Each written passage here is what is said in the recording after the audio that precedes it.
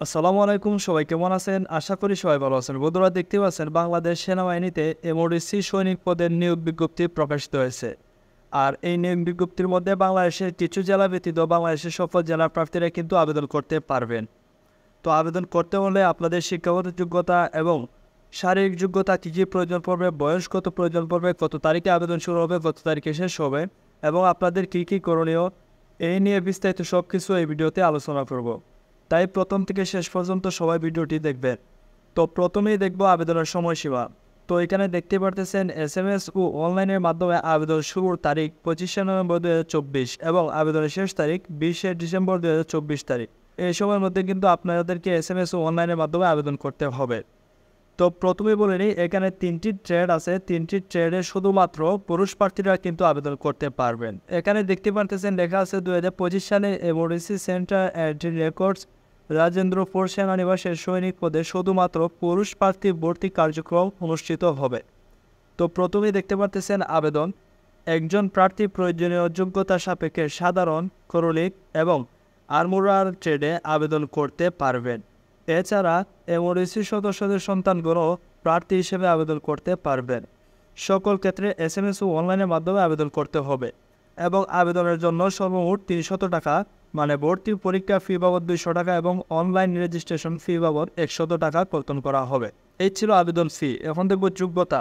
16 March 2025 তারিখে সর্বনিম্ন 17 বছর এবং সর্বোচ্চ 25 বছরের মধ্যে যাদের বয়স থাকবে তারাই কিন্তু আবেদন করতে পারবেন।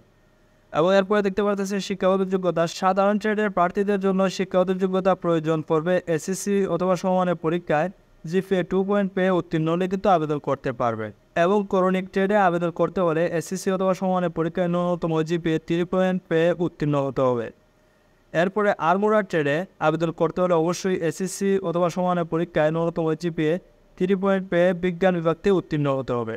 এখন দেখব প্রার্থীদের উচ্চতা কত প্রয়োজন পড়বে। সাধারণ প্রার্থীদের ক্ষেত্রে 5 ফুট 6 ইঞ্চি এবং বিভিন্ন ক্ষুদ্র নিগোষ্ঠী ও সম্প্রদায়ের জন্য 5 ফুট 4 ইঞ্চি হলে আবেদন করতে পারবেন এবং ওজন হতে হবে 49.90 কেজি, মানে প্রায় 50 কেজি। এবং বুকের মাপ প্রয়োজন পড়বে স্বাভাবিক অবস্থায় 30 ইঞ্চি এবং সম্প্রসারিত অবস্থায় 32 ইঞ্চি এবং চোখের দৃষ্টিশক্তি থাকতে হবে 6/6 এবং স্বাস্থ্য পরীক্ষায় যোগ্য হতে হবে এবং সাঁতার জানা আবশ্যক, ন্যূনতম 50 মিটার এবং বৈবাহিক অবস্থা অবশ্যই অবিবাহিত হতে হবে। তো এই হলো যোগ্যতা, আর এই যোগ্যতাগুলো প্রত্যেক প্রার্থীদের মধ্যে থাকতে হবে। এরপরে দেখতে পারতেছেন ভর্তির সময় আপনাদের কী কী কাগজপত্র প্রয়োজন পড়বে সেগুলো আপনাদেরকে মাঠে নিয়ে যেতে হবে। আর এগুলো দেখতে পারতেছেন এখানে বলা হয়েছে, তো এগুলো আপনারা দেখে নেবেন। আর এই নিয়োগ বিজ্ঞপ্তির লিঙ্কটি এই ভিডিওর ডিসক্রিপশন বক্সে এবং কমেন্টে পিন করে দেওয়া থাকবে, সেখান থেকে ডাউনলোড করে আপনারা করে নেবেন। আর এখানে দেখতে পাচ্ছেন নির্বাচন পদ্ধতি: স্বাস্থ্য পরীক্ষা, শারীরিক পরীক্ষা, লিখিত পরীক্ষা, বাংলা, ইংরেজি, গণিত, সাধারণ জ্ঞান ও বুদ্ধিমত্তা ও সাক্ষাৎকারের মাধ্যমে যোগ্য প্রার্থী নির্বাচন করা হবে। এবং প্রশিক্ষণ: এমওডিসি সেন্টার অ্যান্ড রেকর্ডসের সিদ্ধান্ত অনুযায়ী 6 মাস মেয়াদী মৌলিক সামরিক প্রশিক্ষণ গ্রহণ করতে হবে। আর এখানে দেখতে পাচ্ছেন লেখা আছে নিম্নবর্ণিত ব্যক্তিগণ আবেদন করার জন্য উপযুক্ত বলে বিবেচিত হবে না। মানে কারা কারা আবেদন করতে পারবেন না এই নিয়োগ বিজ্ঞপ্তির মধ্যে: যারা সরকারি চাকরি হতে বরখাস্তকৃত, ফৌজদারি মামলায় দণ্ডপ্রাপ্ত, সামরিক প্রশিক্ষণ প্রতিষ্ঠান হতে প্রত্যাহারকৃত, বরখাস্তকৃত, তো তারা আবেদন করতে পারবেন না। এবং এইখানে দেখতে পাচ্ছেন এমওডিসি সৈনিক হিসেবে ভর্তি পরবর্তী সুবিধাসমূহ বর্ণনা করা হয়েছে।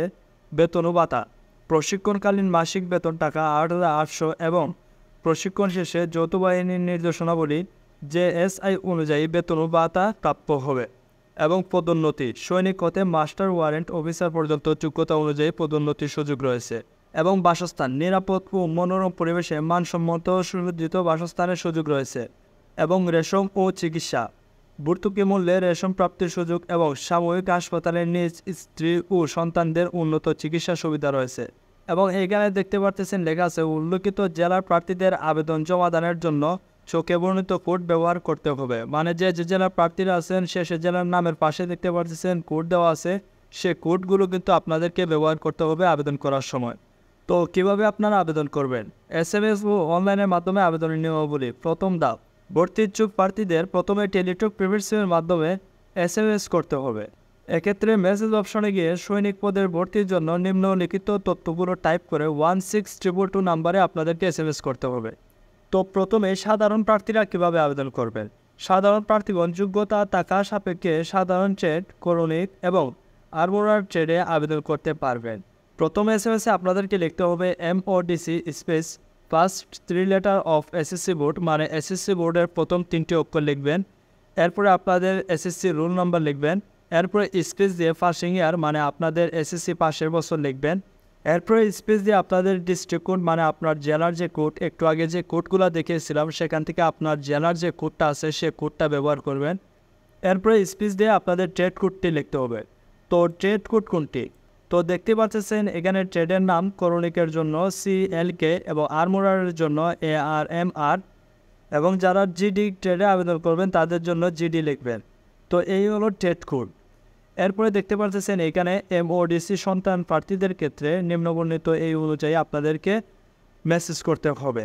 এরপরে দ্বিতীয় ধাপে দেখতে পাচ্ছেন বলা হয়েছে প্রথম SMS করার পরে আপনাদের তথ্য যাচাই বাছাই করা হবে। এরপরে আপনাদেরকে একটি SMS করা হবে। SMS করার পরে আপনাদেরকে দ্বিতীয় SMS করতে হবে। দ্বিতীয় SMS-এ আপনাদেরকে আবেদন ফি 300 টাকা পেমেন্ট করতে হবে, এবং দ্বিতীয় SMS-এ আপনাদেরকে লিখতে হবে MODC স্পেস ইয়েস স্পেস আপনাদের পিন নাম্বারটি লিখবেন। এরপরে স্পেস আপনাদের কন্ট্যাক্ট নাম্বারটি লিখবেন। এরপরে সেন্ড করতে হবে 16222 নাম্বারে।